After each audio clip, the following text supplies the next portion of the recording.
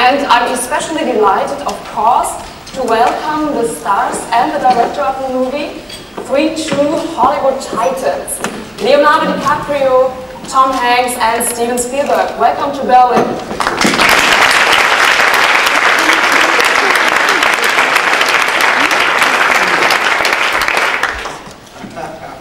Let's start with a few questions. Leo, you are Frank Abagnale in the movie, and you got the chance to meet the real Frank Abagnale. What kind of experience was that? It was a wonderful experience. I at first was very skeptical about meeting the real Frank Abagnale. But if I hadn't met him, my character would have been nothing like it ended up on screen. He is very much like an actor himself, a professional actor that gets into characters and embodies different roles and studies up on his characters. That's what he did when he impersonated a doctor, when he impersonated a lawyer, when he impersonated an airline pilot. He studied these characters and embodied different people, and it was a great learning experience. And I was very disarmed by his charm immediately. And I think anyone who comes in contact with him is extremely disarmed by his charm. Thank you, Tom. You are the good guy in the movie. FBI agent who's been chasing Frank for several years. What kind of relationship is it? Is he maybe something like a father figure for him? Well, I think he's almost a doppelganger of Frank Abagnale. He deals in the same world of check fraud and minutia. He's hot on his tail, and you think perhaps he's Javert to Frank Abagnale's Jean Valjean, but in fact he actually shares very much the same life that Frank does. He's alone much of the time. He's in a small room dealing with small little pieces of paper, but the difference I think between being a crook who's trying to get away with something and instead a professional law enforcement officer who's trying to catch somebody is the difference between, I think, sleeping at night easy and sleeping at night with loves the life, and in this particular case comes to love the pursuit of Frank Abagnale, which results in I think a grudging respect but a genuine affection that the pursuer has for the pursued. Stephen, the story is based on the true story about one of the most talented con artists in American history. And as far as I know, you used to be somewhat of a con artist yourself. I remember a little story when you were 16, I guess. You sneaked into the Universal Studio lot. Would you share that story with us, please? Oh, it would be my pleasure. Well, I don't really think, let me first start by saying that that's not what attracted me to direct Catch Me If You Can. That's not how it, matter of fact, that was probably not the first thing on my mind when I read the script. I think the first thing that attracted me was that this young boy at 16 years old did more than any of us do in an entire lifetime. Within 3 years, he impersonated so many careers and played so many different kinds of personalities that it sort of boggles the mind. When I found out that all the scams were true, that's what really got me interested in learning more about him. And as I explored him, I recalled that I actually one time only, pretended to be an executive at about the same age, 16 years old. And that's when I first snuck onto the Universal Studios lot in North Hollywood, dressed as an executive, to try to learn how to make movies and direct movies and edit movies and do all that stuff. So that was the first experience I ever had, and the last experience I ever had going against the law. Thank you. Now it's your turn. Who wants to be first? The lady in the red, please. The microphone is on its way. All right, your question, please. Hello, my name is Nina Rayfeld. Mr. DiCaprio, as far as I know, you brought a few scripts to the attention of different directors. This one, I think, you brought to the attention of Mr. Spielberg. Is that true? I think also The Aviator. Could you comment on why or where you find stuff like this? Why you choose certain directors for it? Maybe Mr. Spielberg, excuse me, just another one. Can you tell us when and how Leonardo DiCaprio was brought to your attention? Thank you. Actually, DreamWorks had owned the rights to Catch Me If You Can. And Steven was off doing a movie at the time where I first became interested. And I had been basically attached to the project for about 1.5 years, ever since I was in the middle of shooting Gangs of New York and Rome. And I just fell in love with the story, I fell in love with the character. I mean, it's quite obvious why an actor would be, you know, attracted to a role like this. It's just so colorful, so flavorful, and I attached myself, and then it landed in Steven's lap, and I think he'd been toying with, I won't speak for him, but I think he'd been toying with the idea of directing it for a while, and really loved the story as well, and it was just a matter of timing. I'd never thought that he would be interested in directing the movie, and it landed on his lap, and it just sort of came together like that. Yeah, it was something that I had a different hat on. I had my producer hat on when I first read the book and then read Jeff Nathanson's screenplay of Frank William Abagnale's life. And as a producer, along with my partner Walter Parks, we were going to put it into production.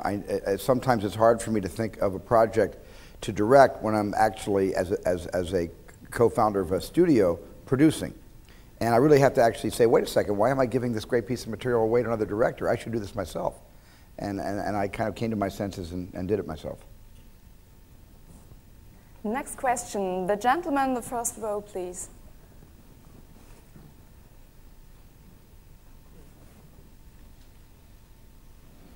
Hello, Julian Reichel, Press Connections. My question is to Mr. Spielberg. In Minority Report, you had much digital work, and in Catch Me If You Can, very little. At least the best effect is one you don't see. We don't know exactly how much was done, but where do you see the future on filmmaking with effects? Well, special effects, have had their place in filmmaking ever since the first film was made. Matter of fact, the very first film was a special effect. No one had ever seen a movie before. So to everybody in the world, the first time they saw film, that was a special effect. They couldn't believe it. It certainly wasn't real life, and at the same time wasn't a still life. It was a moving image, and it just astonished the world when it first happened. So I'm just saying that special effects should always serve a story. The special effects should always be in service to a story, not about the story itself. And Minority Report, the effects simply, matter of fact, that's the best illustration of how effects should service a story, because the entire plot of the movie and all the clues to the solution of the mystery were on inside. We needed effects to create those clues, you see. But I don't ever really believe that effects should be for the sake of special effects. Even though some movies there are a preponderance of special effects, and we walk out of the movie talking about how great the effects were, and when you're asked what's the story about, people sometimes can answer that question. And I kind of believe with Catch Me If You Can, and both with Minority Report, that all I really am concerned with as a filmmaker is how to tell the story. And I'll use any tool in my arsenal to help achieve the telling of a story. The next one, fourth row. Pass the mic, please. Thank you. Philip Hagney, Pro 7 Television. Mr. Hanks, I was working with one of the big sex symbols, and how do you feel now? You can only play now an FBI gang, an old guy. How you feel? Yeah, is it?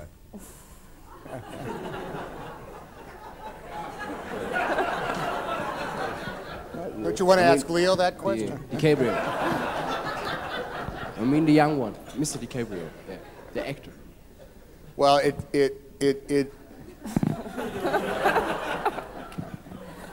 was dreamy. Any actor in the world would consider it a complete career to be able to work with Steven. I've had the pleasure now to work with him a number of times, and if you had told me long ago when I first saw Close Encounters of the Third Kind that one day I'd be making a movie with Steven Spielberg, I would have been a very, very happy guy, and I still am today. Steven pulls things out of me that I'm not even aware of, and I trust him implicitly to not only photograph me well, but also make sure not to photograph me in ways that are going to make me look stupid. It's an honor and a pleasure to be in Steven's movies. To work with Leo, I think Leo is the finest actor of his generation. I'm old enough to be able to say that there's somebody who is the finest actor of his generation. I thought so from the first time I saw him, What is Eating Gilbert Grape? And all the films that he's been able to do. And I wish that the sadness I had is that most of our scenes are, it seems as though we're on the phone talking to one another. I wish I would have been in the room much more often with Leo. As far as the sex symbol thing goes, well, that's always a problem, but I think Leo handled it very well. Over there, please. I'm sorry. Hi, two questions. Don't you think, Mr. Hanks and Mr. DiCaprio, that actors are great imposters as well?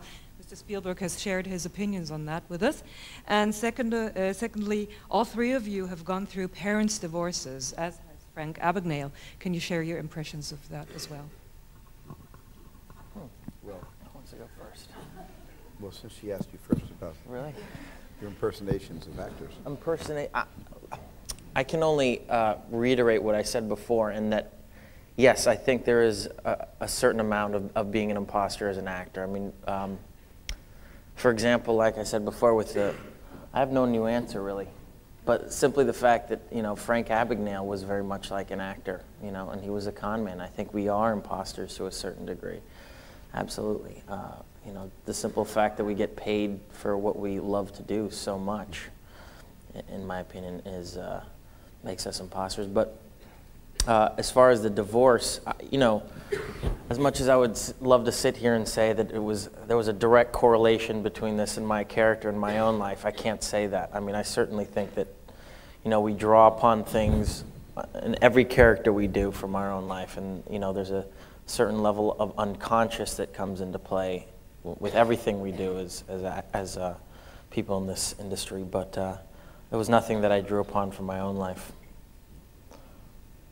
And with me, I think I drew a little bit more upon my experiences when my parents were divorced to certainly, you know, make me understand how, you know, traumatic that is to a child when your parents split up, especially if it's an acrimonious divorce. And so I certainly understood that. Although we don't dwell on it in Catch Me If You Can, that is simply the springboard that sets him free, where he goes into the world to find himself, and he finds himself in perhaps the most creative way I've ever seen anyone discover themselves before. But divorce did give me, once again, a little touchstone in understanding this story a little bit better. Well, Carl Hanratty is a divorced guy, but he understands why. You know, it's no surprise to him why his marriage failed. I think he's very pragmatic about it. You know, the sadness that he has over not being able to see his daughter, I think, is again a very pragmatic thing. He lives in Washington, and I'm asking. It was in Washington, right? And she lives in Chicago. So that's just matter of fact. Whether if there was anything, I just wanted to communicate the type of resigned fact of that's what life is. That's what's dealt you, and you pick up and you go on. Okay, next question, the gentleman. And first goes to Leonardo. Hallo, wie geht's? Wie geht's? What do you think about the fact that the press and the media is always interested also about your personal life and not only of your work? What do I think about that?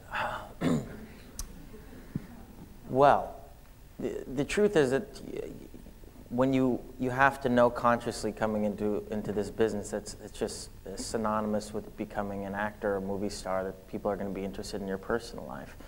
And it's the responsibility that comes with it. Of course, there are times, and I think any two of these guys here would say the same thing, that it definitely becomes annoying, and you're put under a microscope, and things that you say and do are magnified out into the world as something that they're not, and sometimes your intentions are misinterpreted, and that can be disheartening and annoying at times. But on the same token, you know, I get asked this question a lot, and sometimes my answers seem as if I'm antagonistic about it or I'm extremely annoyed, just because I think it's a question that I get a lot and I give an answer to it. But on that same token, I'm so blessed and so fortunate to be able to do what I do, that the upside to that seesaw is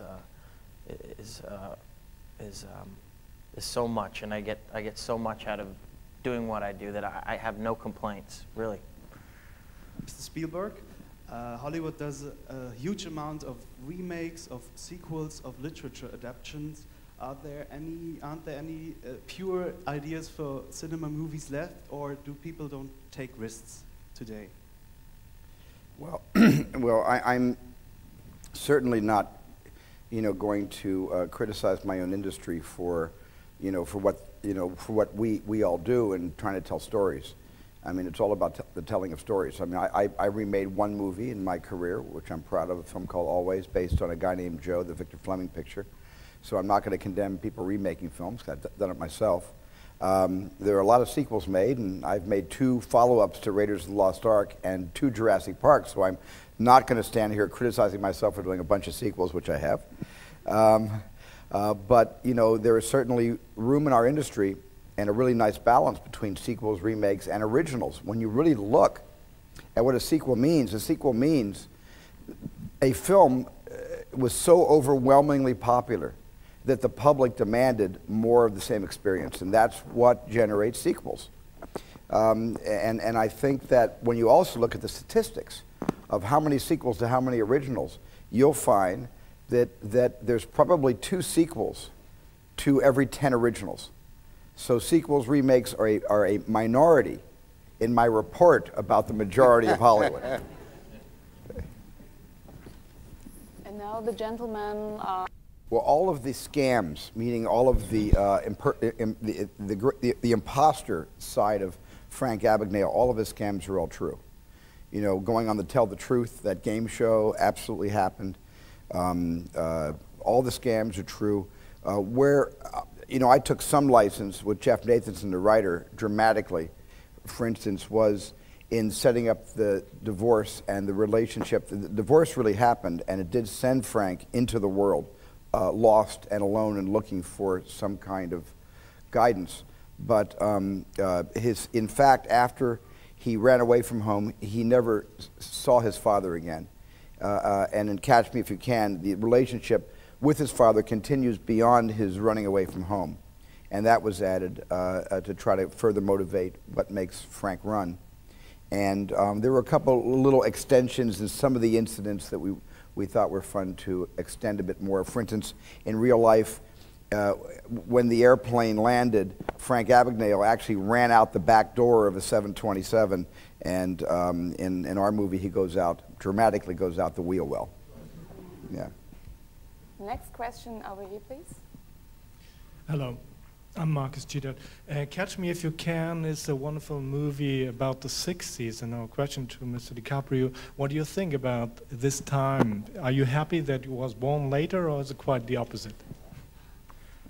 I would have loved to have been around during the late 60s and early 70s. I mean, I certainly think that, this story of this imposter would not be possible in today's society. I mean, there was no centralized computer system back then to catch criminals. It was a different code of ethics at the time. People believed you when you put on the right costume and you had the right attitude and the right credentials. You could get away with a lot more. So certainly this story wouldn't be possible in today's day and age. And of course, I love the stories that my parents tell me and that I read and see on television of that time. It would have been a great thing to have seen. Absolutely. What was it like for you going back in that time with that movie? Because you lived in the 60s. Was it really such a crazy time? The 60s wasn't a crazy time at all, at least I live in Phoenix, Arizona, where nothing ever happened. Just cactus and dust storms in the summer. Matter of fact, my entire movie career sprang from sheer boredom.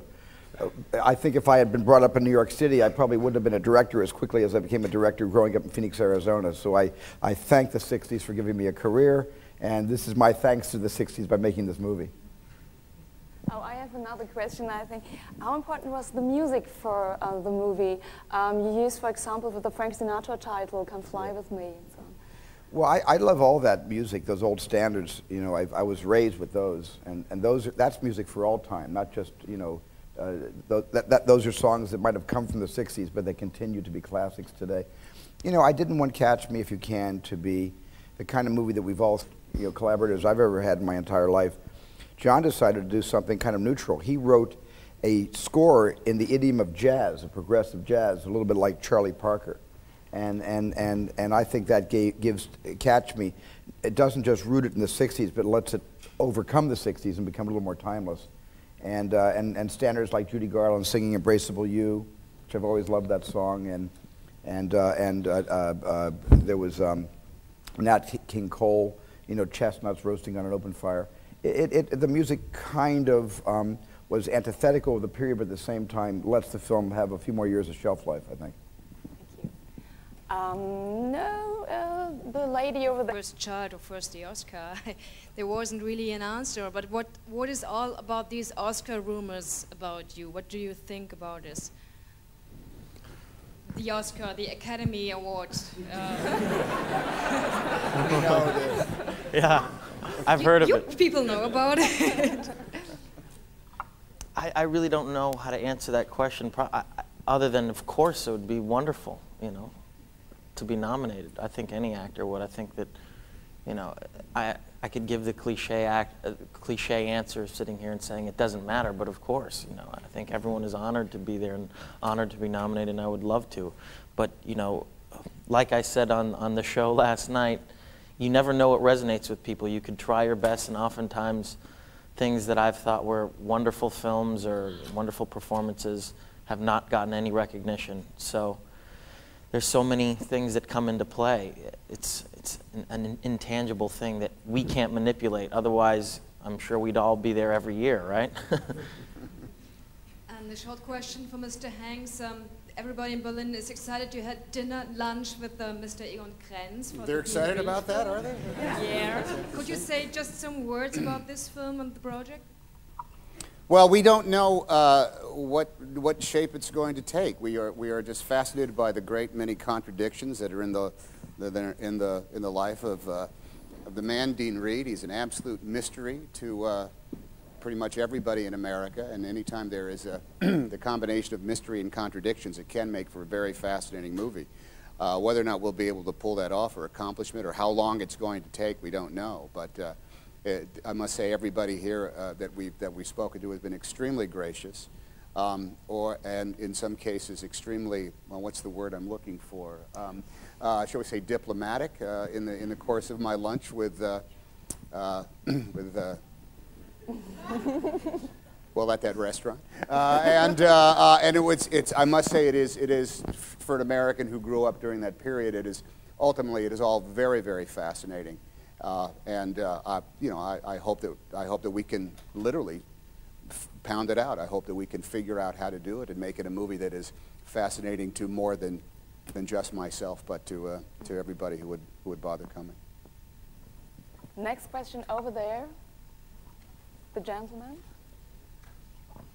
In this film, actually, there's two questions in one. There's this little wonderful part of Goldfinger, the James Bond film, and Abagnale then buying the suits and buying this great car. First of all, where did you find the car? Because I know there are only like 4 Aston Martins around in this world still today. Second one, I read like 20 years ago that you always wanted to do a James Bond film. Is this again an issue, maybe? Well, the car came from a car collector living, I believe, in Connecticut. We shot that scene on Park Avenue in the wee small hours of the morning, just as the sun came up in New York, and that came from a collector. And I think having just touched on James Bond in those few short scenes in Catch Me If You Can, that qualifies as my having been part of the James Bond franchise. So now I'm satisfied. Second question to Leo. I learned when you were here for the beach that you're actually a very big hip-hop fan. Is that still true, and what do you like about it so much? Could you maybe say something about it? I like all kinds of music. Hip-hop, I love Django Reinhardt. Stevie Wonder is my all-time favorite artist. But artists that I love, I suppose Tribe Called Quest. Biggie Smalls. I've just grown up listening to it, being a native of Los Angeles, and my friends listened to it my whole life. So, I love the music. Over there, please, the gentleman. Rabenstein, dpa. Mr. DiCaprio, sorry, Mr. DiCaprio, what do you think about the politic of President Bush against Iraq and Saddam Hussein? I would love to go into detail about that, but I'm not. I'm not. It's a very, touchy time in our country right now, and I want to reserve the right to my own opinion up here. Okay, next question, the lady over there. Hello, two questions, one to Mr. Hanks and Mr. DiCaprio. This was your first common film. Do you have plans to work on another movie together? And second to Mr. Spielberg, can you tell us already which will be your next movie? I'll be happy to if you want to work together. Yeah. Okay, fine. There you go. No plans, but hopefully the opportunity. I don't have my, officially don't have my next movie. I'm looking for, I'm close to a couple of possibilities for this summer, films that I've been developing for a couple of years, but nothing that I can announce. I do know that I am going to make a movie later this year with Mr. Hanks over here, toward the end of the year. So that's, well, Indiana Jones I'm making in 04. I'm making that in summer of 04, it'll come out summer of 05. The lady in the middle of this. Going good? Hey, that's great. But I have a great number of great friends that I've made from films. Well, let me clarify that. Comics and in general, and for educational purposes. You go first. I'll take wow. the second one. Well, yes, I am looking forward to producing Tintin. And we've been dealing with the estate of Hergé. And I don't know if you recall, but in the 1980s, I actually optioned the rights to do Tintin in the 80s, and I had the rights for about 4 or 5 years.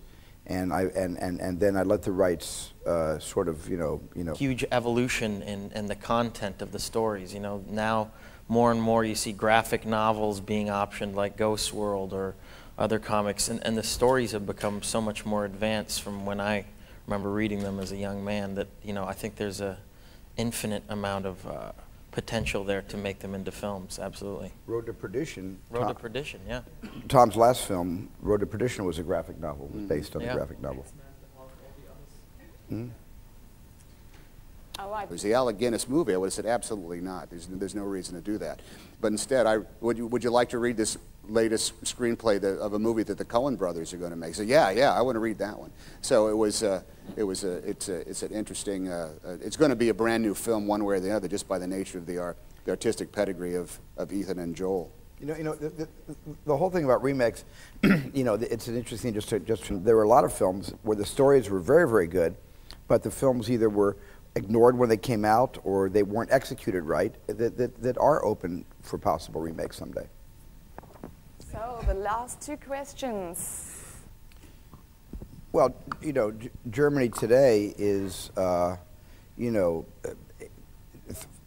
10,000 leagues beyond where Germany was 60 years ago. The Germany of today is a Germany of tolerance, where the Holocaust is being taught in many schools. As a matter of fact, Germany today has done more to initiate tolerance education courses in the middle schools and the high schools than even the United States. And my Shoah Foundation, which has collected 52,000 Holocaust survivor testimonies, we have our European headquarters in Berlin because we have found that the strides taken by German educators are testimony to the fact that education is the most important thing we could ever be involved in our lives. Beyond the arts, beyond anything else, education is the most important thing. And we use the lessons we've learned here through educating young people about the Holocaust and about racial hatred. We take those lessons to America to try to do the same thing over there in the schools we have in the States. In the next time. Well, you're the one that has the next movie coming out, Aviator. Well, no, I don't understand the question. Oh, okay, we're not clear on the question. What movies are we making next? Or what movies does the world have to look forward to from the motion picture industry as a whole? Are you asking us as self-centered celebrities or as wise filmmakers and purveyors of popular culture? It is more a question to the movie makers and to the movie industry. And that what I would like to know is, yes, what are the next steps? What are the next way of the movie industry? I see in the next time more movies with lots of special effects, or back to the rules, of course. You know, I don't know.